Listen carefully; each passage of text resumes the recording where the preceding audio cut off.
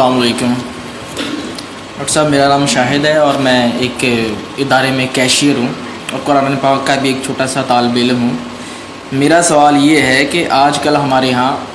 اہل سنت کی ایک جماعت لوگوں کو اللہ کے راستے میں بلانے کے لیے مسجدوں میں اور بازاروں وغیرہ میں دین کی دعوت کے کام میں مشغول ہے، لیکن ایک عجیب سی بات جو میرے علم میں بھی اور کچھ دوسرے افراد کے علم میں بھی کہ یہ ہے، اور وہ یہ اعتراض کرنے میں آئی ہے کہ اگرچہ وہ امر بالمعروف اور نہی عن المنکر کے زمرے میں کسی درجہ میں بھی کوشاں ہیں، مگر ان کا طریقہ کار جو ہے وہ سنت کے مطابق نہیں ہے۔ ہر نماز خصوصاً عصر کے بعد ان کی اپنی ایک کسی عالم دین کی ایک کتاب ہے، احادیث کی مستعار لی ہوئی کتاب ہے، اور رسول اللہ کے فرمان ہیں اس میں، کہ سارے کے سارے جو بھی کہ شامل ہیں ان کو پڑھتے اور پڑھاتے ہیں۔ لیکن اگر کوئی مسلمان امت بے شک نیت کی پاکیزگی میں انتہا درجے کی بلندی پر بھی کیوں نہ ہو،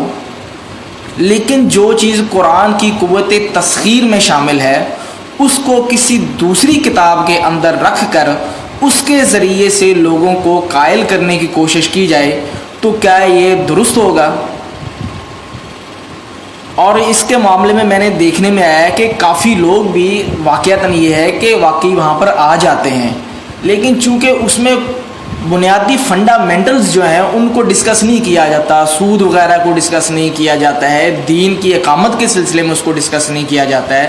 صرف یہ کہا جاتا ہے جی کہ آپ کہ نماز پڑھ لو، روزہ رکھ لو، زکوٰۃ دے دو جی، یعنی کہ سب اپنا کہہ لیں کہ وہ ایک نعرہ کہتے ہیں کہ کافروں کو کہ مسلمان کر لو تو نہ رہے گا کفر، تو کہ سبھی ٹھیک ہو جائیں خود بخود۔ تو اس کے ذریعے سے کیا یہ جو چیز ہے کسی دوسری کتاب کے اندر رکھ کر، آپ نے بہت بات لمبی کر دی ہے اور اس کو سمجھنا تو کیا یہ جائز ہوگا؟ کیونکہ تمہید بغیر اصل میں وہ بات جو سمجھانا چاہتا ہوں، کہنا چاہتا ہوں، وہ کہ پوری نہیں ہو پائے گی جو کہ دیکھنے میں کہ آ رہی۔ بس میرا یہی سوال ہے کہ کسی کتاب کے ذریعے سے جو کہ قرآن پاک میں خوبی ہیں وہ سمجھنا وہ جائز ہے کہ نہیں؟ تشریف رکھیں۔ دیکھیے، اصل میں اگرچہ آپ نے اس جماعت کا نام نہیں لیا، لیکن میں سمجھتا ہوں کہ سبھی سمجھ گئے ہیں کہ یہ آپ تبلیغی جماعت کے بارے میں بات کر رہے ہیں۔ تو ہمارا ایک مستقل اصول یہ ہے کہ ہم جماعتوں پر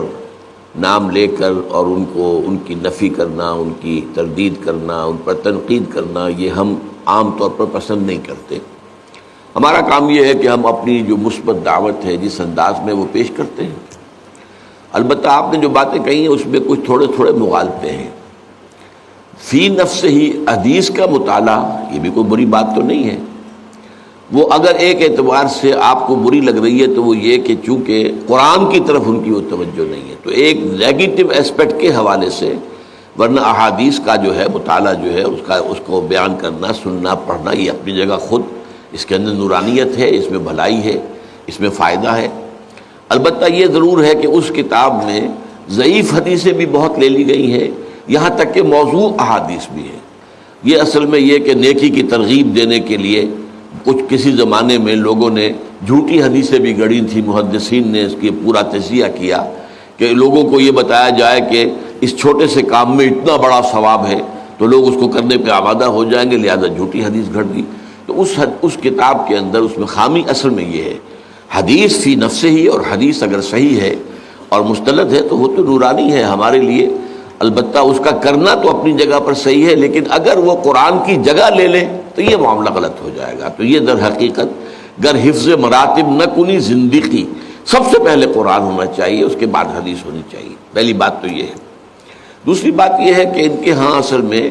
وہ سارا زور جو آپ نے دیا ہے کہ جب سب ٹھیک ہو جائیں گے اسلام کا نظام آ جائے، یہ بات غلط ہے، اس کی ہم تردید کرتے ہیں کہ اگر صرف دعوت و تبلیغ سے اسلام قائم ہو سکتا تو حضور سے بڑا مبلغ اور داعی تو کوئی نہ ہوا ہے نہ ہوگا۔ جب حضور کو بھی